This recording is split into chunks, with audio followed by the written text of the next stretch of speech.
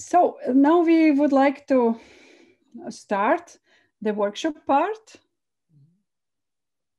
And it will be begin just straight away. We don't make any break, but it has a small transition because Lina will introduce the principles of permaculture. And then we will be splitting in the groups. Yeah.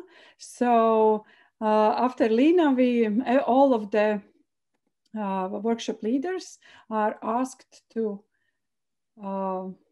shortly say some words about your workshop, and then everybody is following you into the breakout rooms.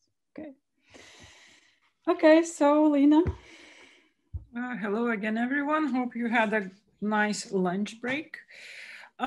We talked with Rasa that it would be very interesting before starting the workshop to introduce permaculture ethics as a kind of background.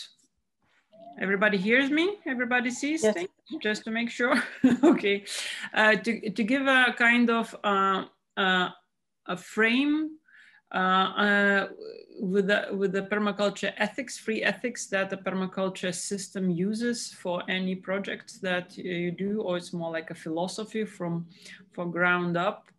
And to use them for the workshops. So when the workshops are presented and the people will be who chooses different workshops, thinks about and answers the questions, discusses different projects, to keep in mind these free ethics. So whatever they will be invited to do or share any experiences, to think of how their experiences, how their suggestions, how their thoughts and possible future projects or existing projects answer these free ethics. As I already said before, I'm working with the permaculture principles for the project of Plant Kingdom, and I found this system is really amazing and very global, that connects not only people, but also earth, nature, and also the ways how we reach these connections.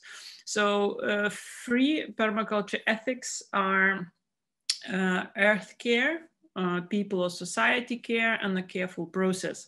Careful process in some cases is called fair share, another name. So I just chose this one because for me it's more full and explains much more. So now I'll go quickly into the details. What is earth care? And I can imagine it's pretty self-explanatory. It's about caring about planet, not only where you stand, not only the garden that you work in or the city that you work in, but how your actions reflect or possibly the all earth. And it can start how this little garden or idea about little garden can affect other people and affect and give earth back. It's thinking about ecosystems as a totality. It's thinking about the processes and the nutrients, landscapes. It's thinking about animals and birds and bees and all insects and plants as important as us. So basically it's realizing that before humans there were huge number of societies that called different than Homo sapiens, and probably afterwards they will still stay. And this is something very important to keep thought of wherever I do, however project I do, how does my action give back to earth and how do I care to earth? The next one is people or society care is, of course, we are a human society, and it's as important as caring for earth, care for people. It's about it's a combination. You care for yourself and you care for the society. It's about different skills and boundaries, needs and wants, communications, and all the system. So we also have to think maybe about people we not necessarily see. And even if we don't have children, we need to think about kids in the schools and in the streets. So that's also every time people will or participants will think about the project, we have to think of, or they're invited to think of how the project impact society that's around us. Next part, so it's a fair share, future care, or careful projects, if they are all carry the same message. So the third ethic is about how we look at the process, where we're going. So how do we reach the society? How do we connect to the earth? Through what tools, through what processes we are gonna do that? It's also, the third ethics asks to look into the how much we take from the nature and how much we give it back. Is it a fair share? That's where the fair share comes from. Very simple thing is, like, if I'm buying the apple tree and I plant the apple tree or I plant tomato, is it for me to eat, or is it also something I want to share with nature, for instance? Am I planting tree because for the birds and animals that are gonna eat the apples, for the bees, and maybe also for your neighborhood or for your neighbors. So these things is very important. It's also asked to look at ourselves, how much do we consume and how much do we really need rather what we want. So this question, this ethic asks you to look at the levels of your daily routines and our lives, simply our lives in the houses, in the shops, in the cities. What is really necessary for us to consume, and what is really needed for us to consume. So these are 3 ethics. What I'm inviting all participants of these 3 workshops, also the facilitators to remind maybe participants to keep think about these 3 ethics.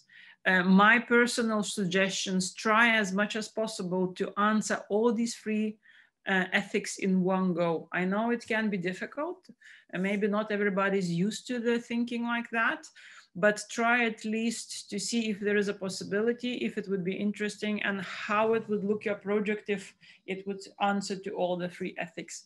Because it's important that we can take care of people, but if we're not gonna take care of Earth, in the end, we won't be able to take care of people as well. So that's why it's important, and how we're doing it. If there is any questions, I assume that facilitators have these slides, and if participants need to be reminded about these 3 ethics during the brainstorming, that facilitators will be able to share that with them quickly, or have it somewhere installed in the screen so people can find it, just for a reminder. And with that, I guess, Rasa, I think I'll give it to people to go into the different rooms if there are no questions. Yes, I think that just at the moment would be great if every of the workshop leaders is just saying, that's my name, that's my topic. Hello, follow me, and facilitator as well. Okay. So the first workshop is future of electricity. Geobacteria cells. Yeah. Hey, do you hear me, guys? Yeah. All right, perfect. So my name is Moritz, and together with Efren from Venice, located in Germany, we are doing the workshop about geobacter fuel cells. And I hope a lot of you will join to hear something about some new technologies in energy, let's say, producing. Okay, thank you. And your facilitator is Eva, yeah? Yes. Eva Baloda. Of course. Okay, so if any questions or something goes wrong with breaking into rooms, yeah, you try to reach to Eva or anybody from RIXC. Thank you. Okay, so next workshop is Ecology of Images by Christine. Christine? Yeah, hi. Yeah, my workshop is dedicated to ecology of images, and I basically will show you a demo video how I create experimental visual image using chemicals, and we'll talk about more consumption, health and impact, and questioning whether it's really relevant to still use an analog format and analog chemicals in a digital age. Thank you. Sounds great, interesting. And also your facilitator is Antra. So, yes, Antra. Okay. Okay, and the third workshop is on aquaponics and sustainability robots by Maija and Rohir. So where are you? Yes, we will go practically through the process of how to build an aquaponic and how to sustain it. And we will also show different technologies that we are using to automate the process. So there will be a tiny bit of programming involved and Raspberry Pis and wire connections. Okay, great. And so the workshop is almost 2 hours. You can finish earlier and have a break and come back at a certain time as it is in a program. But the workshop is also consisting of 2 parts. The first part is workshop and questions to workshop, and the other part is Ideathon part. So this is where you will be answering the questions, and it will be moderated by workshop leader in collaboration with your facilitator. Okay, so I think let's try to break into the rooms.